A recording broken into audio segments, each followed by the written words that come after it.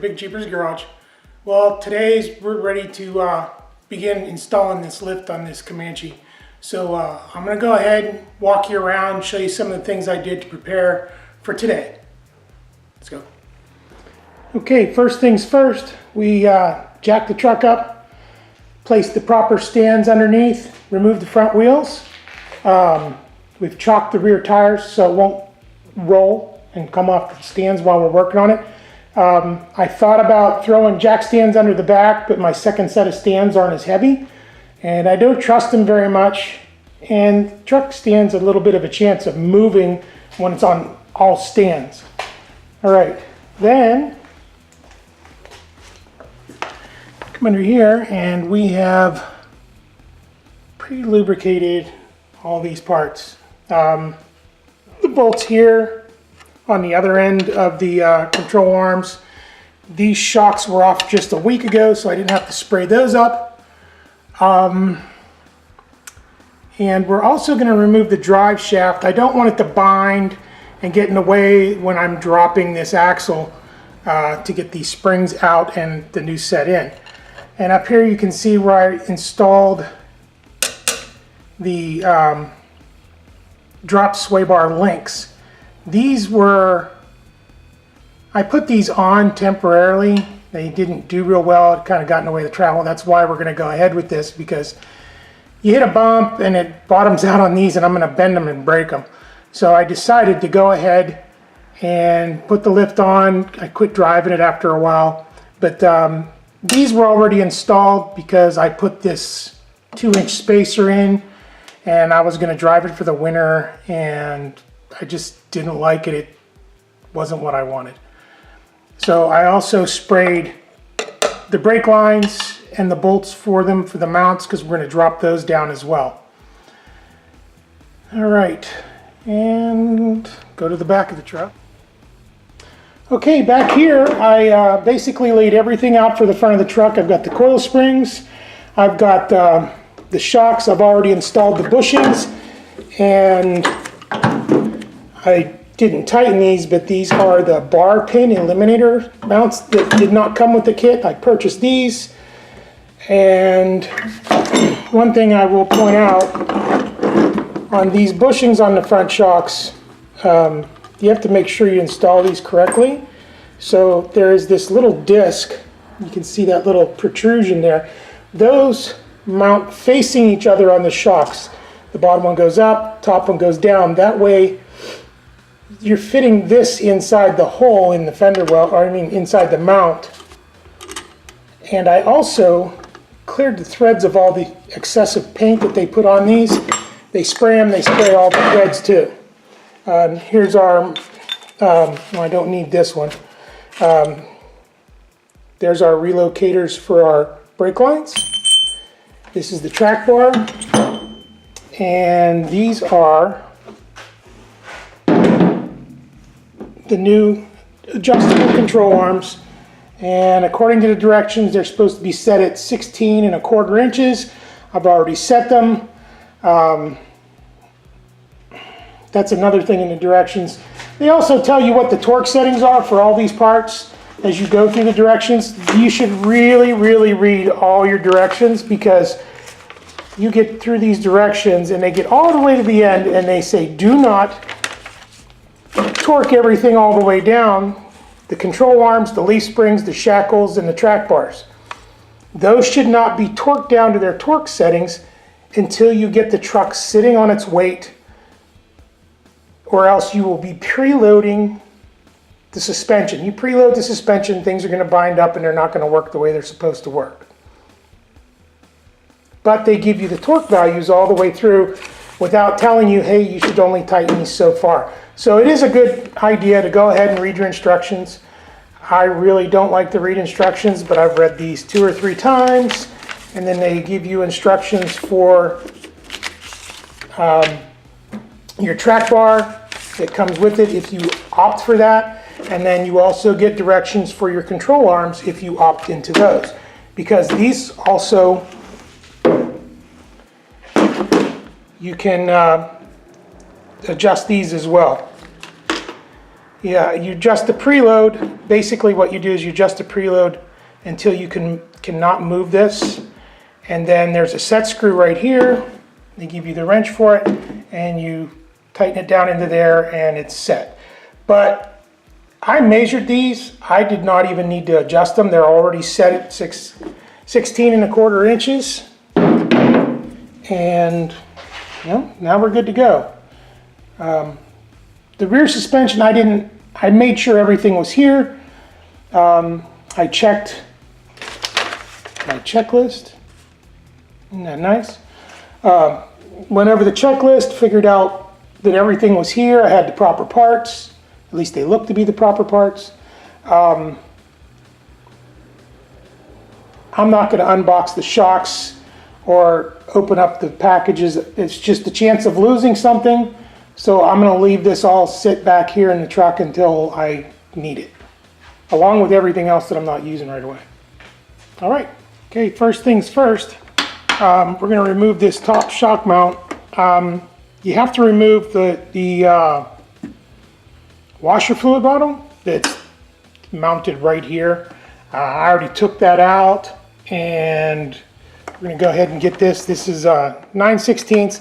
Sometimes it might be a 1/2 inch. It varies by manufacturer of the shock, so it's usually 9/16 or 1/2 inch. If you have any difficulty getting this and you see that the stud is turning on you, basically all you have to do is come down, reach under with your other hand and hold on to this shock tower. If it's rusted like this shock is, this thing will hold it still just fine by gripping it. Or if you're not tall enough or your arms aren't long enough, you can simply put a pair of channel locks on there, and that'll hold this shock tower good enough for you to get that nut out of there. As you can see, we got this out. This is where you can see where the mounting hole is for this. It's how this protrusion goes through there and fills that gap so you don't have this bolt smacking on the side.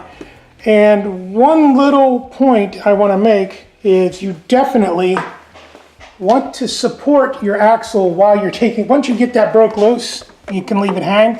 But since there's no weight being held by the axle is just free hanging by the shocks at this point. So you need to take the weight, the load off of those shocks, because when you get to that last thread and you take it off, that's going to release, and who knows how far that's going to fall. And one other thing, when you take these parts off, definitely do not just throw these straight in the trash. You want to hang on to them. I will literally throw these in a bin and keep them if I don't just start them back on the shocks and leave the shocks to lay around for a week or so to make sure that everything's right, because if I have to take this back apart, I might need those shocks to put back together. Not that I would put these shocks on, but they're just, your shocks might be better than. All right, next we're going to remove these bolts here on the bottom of the shock. Sometimes these are threaded into the mount. Oops, excuse me. Sometimes the bolts are threaded into the mount. Right now, these have nuts on the bottom, so it's not too big of an issue. So they're easy to get out like that, but like I said, sometimes these holes are threaded. I prefer, like these were, that they are bolted with a nut and a bolt, because if you break it, you simply just punch the rest of the bolt out and knock the nut off the bottom, get new bolts, and you're good to go. But we're going to also eliminate these bar pins, which I don't know, they're just not good. So I have the bar pin eliminators on there, so that's what we'll be using. Wow, pardon the mess. My lighting is bad today. Like I said, my intention was to take this drive shaft off so that it didn't bind up when I drop the axle. Don't know how far it's going to drop, but I didn't want to damage anything or have this get in the way of me being able to get the drive shaft out. So basically what I did was I took the strap off each side. I took one bolt out of each side and loosened it enough that I could spin that off, And now I can just take the screwdriver once I free up my hand and pry this off, and then I will zip tie this up to the exhaust pipe or one of these mounts up here, and it'll hold it out of the way, and I will just start the bolts back into the yoke again so that I don't lose them. I don't want to set them somewhere and not be able to find them, because that's not exactly a bolt you can find anywhere. All right. Don't forget, we have to come back up here and disconnect. Where am I at? Yep, don't forget we have to come back up here and disconnect the brake lines. And this is a T40 Torx bit. And I'm not going to put the bracket on this. I'm going to leave it hang, because if something happens and the axle drops, it'll just stretch the line that way, and there's a better chance it won't break. Because if I bolt it in place and then it drops, I'm going to rip this line for sure. So we're just going to leave it hang for now. That, and not to mention, I have to see and look at the brackets to make sure what I have to do, if that makes any sense. Okay, so now I'm starting to use these coil compressors that you can go to. You don't have to buy these like I have. You can go to like AutoZone or one of the parts stores, and you can, I know at AutoZone you can pretty much rent them. You basically give them the money for them, and then when you're done with them, you take them back and they refund your money. It almost seems like you're playing a dirty game, but that's what they encourage you to do. Go up, purchase it. If you don't return it, they don't care. They've already got your money. Basically, open them up as wide as you can, get the biggest bite you can, get the most coils in between the ends, and then tighten them up one side at a time evenly until you have enough space where you can lift the coil off the seat down here and slide it off. Yeah, you want to make sure these are on opposite sides of each other as much as you can get, because there's not a lot of room in there. And actually, when we go to put the new springs in, it's going to be even worse because they're a little bit taller. All right, I'm going to go ahead and tighten these down to get them out. Okay, and before you try to tighten these up to remove these coils, you have to get in here and loosen this bolt and take this tab off, which normally is turned like this to remove your coil spring. You loosen it up, turn it, it's out of the way, at least for now. We might even take it, actually I'm going to take the whole thing off because I don't want it getting away or damaged when I remove this spring. Okay, now that this is loose, I can tighten this down. Okay, so I got the spring out, and I wanted to do a side-by-side comparison, and wow. This spring weighs, oh my goodness, I'll bet it weighs twice as much as the stock spring. The coil's heavier, not to mention, let me see, line it up, there we go. It's probably a full 4 inches taller. And it's stiffer. And these springs were sagging greatly, that when I put the 2-inch spacer in, it basically brought it up to stock, what looked to be stock. And yeah, that's going to be huge. Good thing, because I've got those things too. All right, okay, when you take your bump stops off, these ones just screw in. You can unscrew them because, well, the reason I had to unscrew them, I don't know where I put it now. I had one of those coil spacers in there, and it wouldn't slide down over top of this, so you had to unscrew it to get that off. But for real, all you got to do is twist it, and it'll pop out, supposedly. Yeah, okay. You just pop that one out, pop this one in. I think what I'm going to do is I'm going to screw this in, and then I'm going to twist it off with a pair of pliers, and I'll pop this in with a hammer, and we'll have our new bump stops in. Okay, you can see here I got a little bit ahead of myself. I got carried away. I was excited about getting this done. And you have to unbolt the track bar from here. Let me see that. There it is. It's a 15 millimeter, and it's got one of the flag bolts on the end. then you unbolt your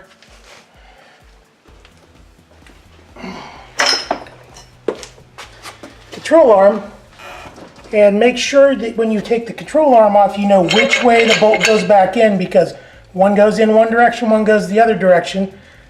The back bolt has a nut on this side, on the outside, and the one on the axle, this is on the passenger side. Now I haven't confirmed on the driver's side yet, but the nut is on the inside. So hopefully I was seeing it. I hate it when guys show stuff that you can't see. But here's also this one pulled out. I already pulled this one. Actually, when I started to remove it, I might have to take that back out because I think that broke off up inside there. We'll have to take a look. All right, you're definitely going to want to use a spring compressor for this to get these taller springs back in. And I suggest leaving the new lower control arms disconnected until you get the springs in. What do you think, puppy? Yeah? Yeah, you want to stay back, huh? Yeah, definitely be careful while you're using these spring compressors, because they're not the greatest. You never know. You use them a few times, you don't lube them properly, and you could have one break, and who knows, at least break a finger, break a hand, smack you in the face. Not good. All right, so I'm going to go ahead and manhandle this spring back up in here.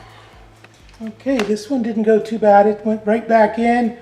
I have to let the tension off of it, probably ratchet the front axle forward so that I can get the control arm back on, and then I'll check back in once I get that done. Yeah, you might have to go ahead and completely disassemble your spring compressors to get them out of those springs because they're pretty tight. That's what I had to do on mine. And then you want to leave this, I don't care what they say, leave this nut, just snug it down when you first put them in, and then you loosen them up, because once you get the lower bolt in and you have the right length already set, it's not going to change. Then you want to put your Loctite on and tighten this down, because you want to make sure that the end of this head here is straight in the mount. You don't want it pressing on one side, because you do that and it's going to cause binding and it's going to be a problem, because it's just, the head's just not going to work right. And another thing is, when you put these in, you may have to take a pair of pliers. Here we go. When you put these in, take a pair of pliers, big heavy ones, my big channel locks I was using earlier, and pull on this a little bit to open it up, because when somebody torques these down, they set the torque on them, then it squeezes on those for years and years, and you want to spread them up so you can get these lined up and get the bolts back in. And what else? Oh yeah, I didn't really need to ratchet strap the driver's side, but I had to ratchet strap the passenger side because there was no play on the driver's side for me to move it. So what I did was I wrapped the ratchet strap up underneath the axle on the C notch here on the lower bearing. Oh wow, what am I saying? On the C portion, whatever we call that, the knuckle, you attach the ratchet on the bottom of the knuckle and pull it so you're pulling the bottom forward. Not necessarily, you don't want to, you pull from the top and all it's going to do is roll and you're not going to get it any closer. So you want to pull from the bottom. It will eventually, like this looks horrible right now. This spring doesn't look straight at all, but it'll settle in once we get it down on the tires. And that's what you want to do. You want to make sure you get it down on the tires before you tighten everything up. Okay, so that's it for day one. Working on this. It's going to go a little slower than I figured, because I really don't have any help at this point, and doing it yourself is really rough on something that's this old. What I got done was I got the coil springs set in place, I got the control arms on, and I mounted the tires and wheels on the front just to let it sit on the suspension before I started tightening things up. I still got to change the track bar out. I still need to, oh, there's something else I got to put on there. Oops. There's something else I got to put on. But I knocked a few things loose underneath there while I was working. And I'm gonna have to go back over it and make sure everything's back where it belongs. A couple vacuum lines here and there. The shocks aren't on it yet, but I just really, you probably understand, I just wanted to see what it looked like. And I'll give you a quick look. It's gonna need some cutting.